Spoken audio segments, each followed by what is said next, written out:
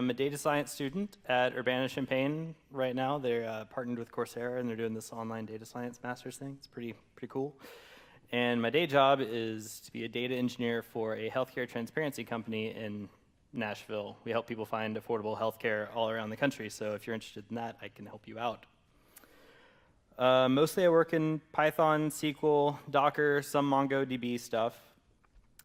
Pretty versed in the Python data science stack, web scraping applications, data pipelines, connecting to several SQL dialects over several environments, that kind of thing. So we're going to talk about pattern mining, which is a really broad topic, 20 plus years of research. Extensions to this talk could include how to mine different phrases, detect structural patterns across graphs, illuminate sequences in driver behavior or gene sequences. And the ultimate goal is to find inherent regularities in the data that might be latent or you can't intuitively see them. Or more practically today, what products are purchased together or what are some subsequent purchases after X product was bought. But you might be thinking, well, isn't that just counting? Oh, okay, yeah, fair enough. But that is not herper. But I'm going to tell you why you can't just count data sets like you would expect to. So consider Crazy Ronnie's College Stuff Emporium here. He only sells pencils, ramen noodles, index cards, calculators, and notebooks. And I'm forgetting something. Cat food. Yeah, also cat food. He didn't sell that much, so let's try and help him out here. Note these transactions were generated randomly, so any similarity to a local store is purely coincidental. Can you find the frequent patterns here? Can you count them all? Probably not. So there are 64 possible patterns. Of those 6 items, it's 2 to the n. So a regular store might have what? 200 items? Or 300 items? Like already we're talking 2 times 10 to the 90. The total number of atoms in the known universe are like 10 to the 78 to 10 to the 82nd. So you couldn't possibly like go count all the possible combinations of those items, right? And for perspective, Amazon sells 480 million different items, and that's before they bought Whole Foods. Let's see. Yeah, luckily there's some algorithms to help us out here. So what we mainly care about, initially anyway, is support and confidence. Support is the like raw count of a particular pattern, and then relative support is the count of that pattern divided by the number of transactions that there are. This is kind of your fundamental metric for patterns. So pencils can be counted 6 times, ramen noodles 6, index card 6, cat food 6, calculator 5, and notebook 3. If we are only interested in patterns that show up more than some threshold, our minimum support over there is 0.5, so anything under 4 doesn't make the cut. So sorry, notebooks, you don't matter. There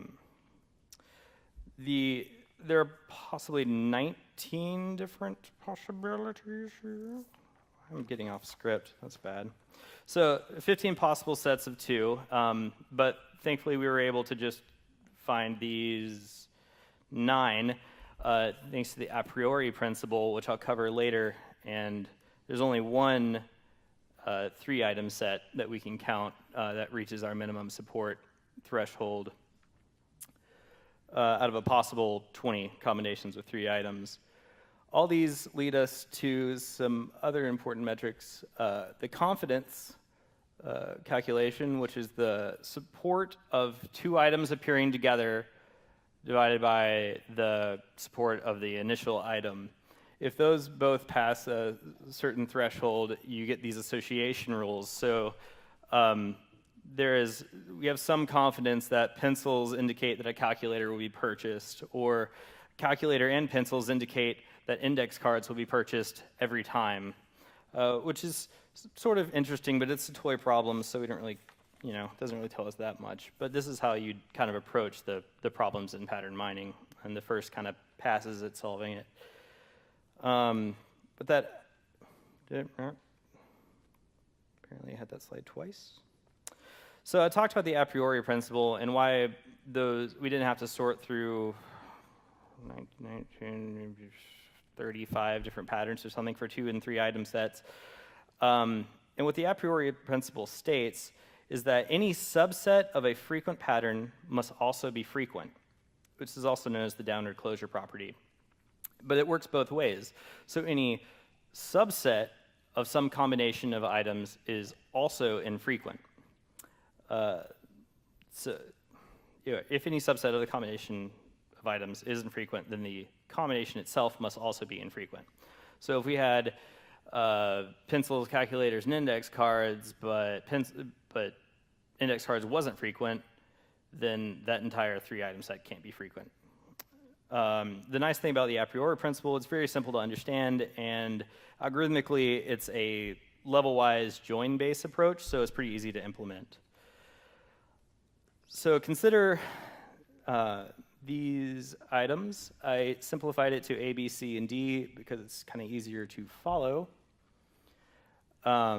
Just count them, and any ones that don't pass the minimum threshold don't make it to the next level.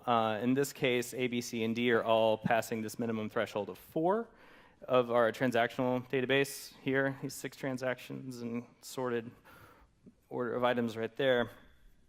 Then, okay, something interesting. AC and AD aren't frequent. And then finally, our third level, only B, C, and D is frequent at showing up 4 times. You'll see that BC, BD, CD all connect to BCD, but anything that had a non-frequent 2-item set pattern connecting to it, it's not frequent. So that's that backwards a priori principle being applied. So a priori is great for an example. It still requires a whole lot of scans of the database, and when you've got 480 million items, you don't want to do that. Way too expensive, and support counting is expensive. So it's basically a bunch of trial and error, and this will wear you out like this broken tape. So they invented FP growth, or frequent pattern growth. I think is what it stands for. It's probably one of the most popular item set generation algorithms used today. It's like a priori in that it scans for an initial single item set, but then it recursively builds this suffix tree that you mine for the frequent patterns. So all in all, it takes 2 database scans. You'll need to implement some sort of tree structure to hold your data, grow it with your transactions, then mine it. You terminate the growth of this tree when it's either empty or there's only one path that can generate subpatterns, and we'll get there and I'll show you what I mean by that. Let's revisit our college bookstore. Firstly, I'm going to encode the data to make it less distracting, read less for me to type. Then we will sort the data by its frequency and re-encode the data.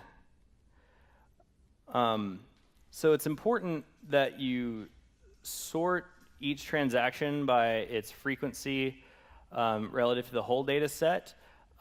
It's not a hard and fast rule, it's more of a heuristic, but it leads to better compression for that tree I talked about, and it'll speed up your whole mining thing. But since I had to remake all these slides last night because I noticed an error in my data, they're pre-sorted, so forgive me, but imagine the first one's not sorted.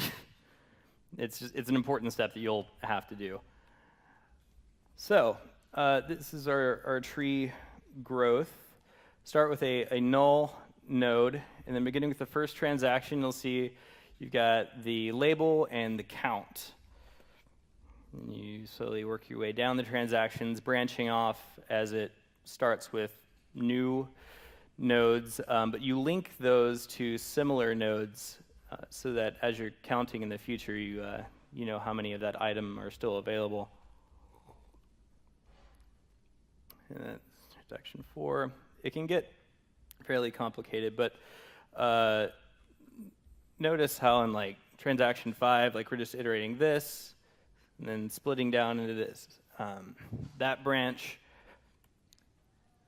thankfully transaction 6 wasn't too complicated to add, but it does branch far to the left.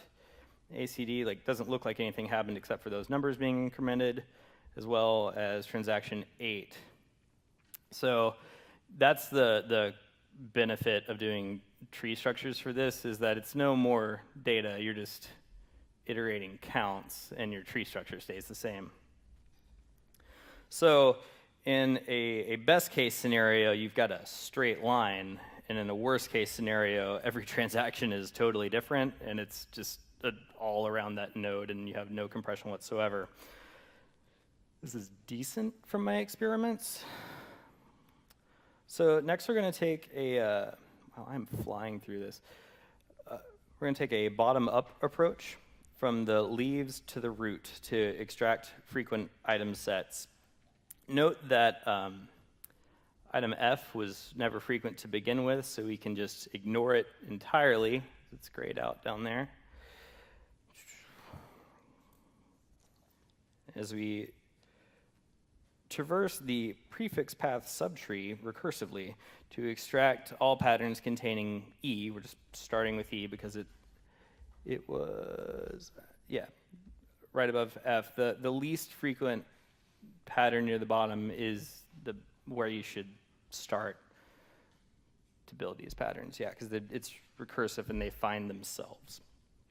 So after we've pruned off F, we only consider this conditional tree of what's above E to find the other patterns. We'll get rid of those nodes we don't care about because they don't involve E, and see if we can find some frequent patterns in here. So with minimum support of 4, we've got EB1, EB 2, 3, and 4, EA 1 through 4, and say EC 1 through 3, EC 4. So that's handy. And then afterwards, that 3-item set that we mentioned from the first couple of slides, just EC and A, it reduces pretty quickly, so that is pretty nice. You can see why it's faster than testing all of the possible combinations of what was frequent before. So results. That got deleted.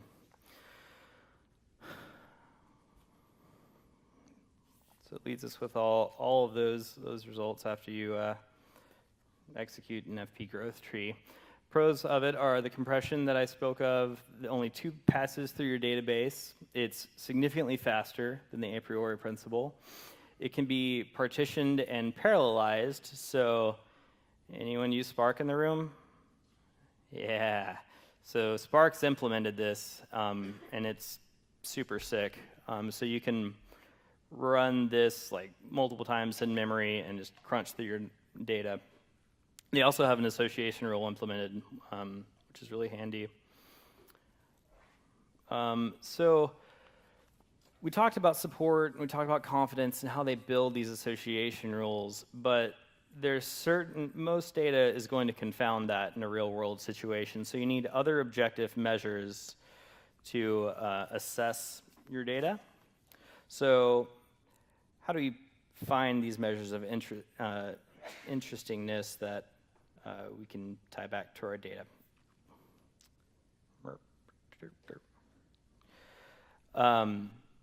Since I'm in healthcare transparency, I can tell you that there's a definite correlation between knee x-rays and knee replacements. I guess that's not rocket science. It kind of makes sense you get a knee x-ray if you're going to get your knee replaced. I would want one, maybe an MRI, either way. So the other calculations that you might want to consider is lift. So you statisticians in the room probably use lift fairly often. The Keynote doesn't have an equation editor, so sorry, you're going to have to deal with some just straight up written out equations.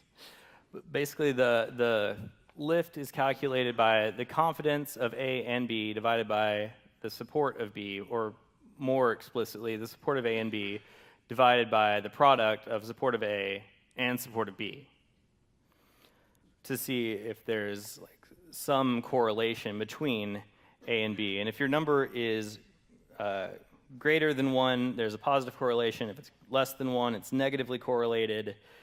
And this is in between. Did I not? Oh, yeah. There we go. So the correlation between knee x-rays and knee replacements is positive, but there's also correlation of the not x-ray and not knee replacement, which doesn't make super sense. I guess it's not highly correlated, but people get knee x-rays for a lot of other things. So consider the chi-squared score, which is basically the sum of the squared differences of the observed value and the expected value divided by the expected value. The expected value calculated by, so this value would be the total number of knee replacements multiplied by the ratio of positively observed knee replacements to total number of observations. And then you kind of work your way down through each quadrant, sum them up, and your chi-squared value is insanely high. So which suggests that they're still correlated. But, so it's not perfect. There are data sets that are considered to have null transactions. If you have a huge number of negatives for both knee replacement and knee x-ray, it shows up high correlation due to its super low denominator.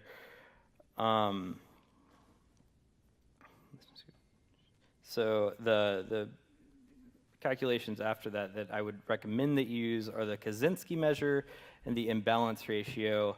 The imbalance ratio suggests that this particular data set is incredibly imbalanced. These numbers only range from 0 to 1, and the Kaczynski measure suggests that there is some correlation, but not so much. I didn't have a whole number of data sets to illustrate how those numbers can vary, so I'm just going to tell you those. How I feel about them is that the imbalance ratio is super high, and the Kaczynski measure basically says I don't know. Wow, I blew through that in half the time. There are a lot of other things that we could talk about with pattern mining. In frequent pattern mining, especially for transactional databases, there's standard closure, a priori, which we mentioned, ECLAT, which is vertical data format approach, FP growth, Closet Plus, which mines closed patterns, which closed patterns make further compression of your frequent item sets. And most implementations of FP growth will give you closed patterns, which is to say that if there's any sub-pattern with the same support as your super pattern, it won't be mentioned. You don't need to, you know it's support already. Sequential pattern mining, I'd recommend go with prefix scan. It's kind of the industry standard for sequence pattern mining, also implemented in Spark, which makes me partial to it. There's some graph pattern mining algorithms. They kind of all follow this similar structure, though. There's an a priori-based one, a growth-based approach, and then some vertical-based approach to mining in several of them. This can further be applied to some NLP for phrase mining. Something called turbo topics will leverage latent dialects. I forget what LDA stands for, but basically it builds topics and you post-process it with this CURT algorithm to break down a certain text into various topics, and that's pretty fascinating. And that's all I got, y'all. So, questions? Anything?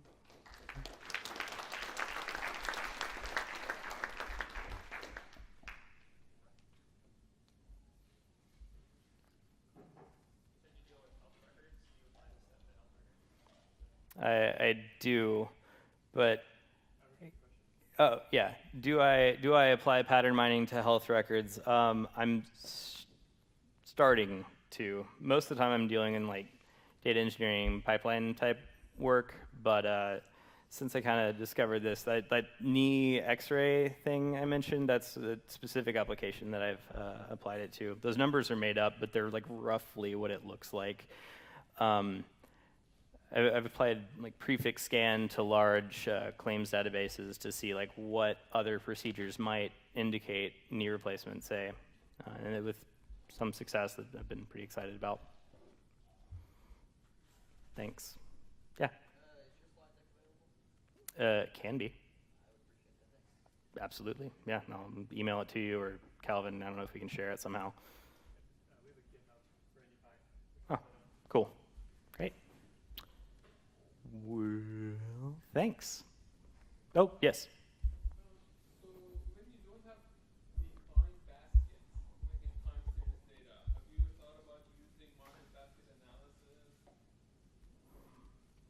So, time series analysis for this. There are algorithms in pattern mining that apply directly to time series.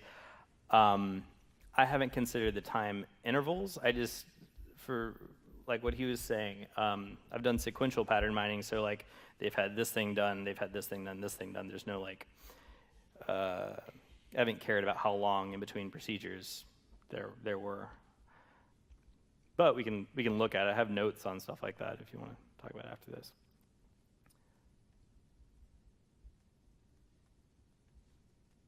Cool. Well, thanks, y'all.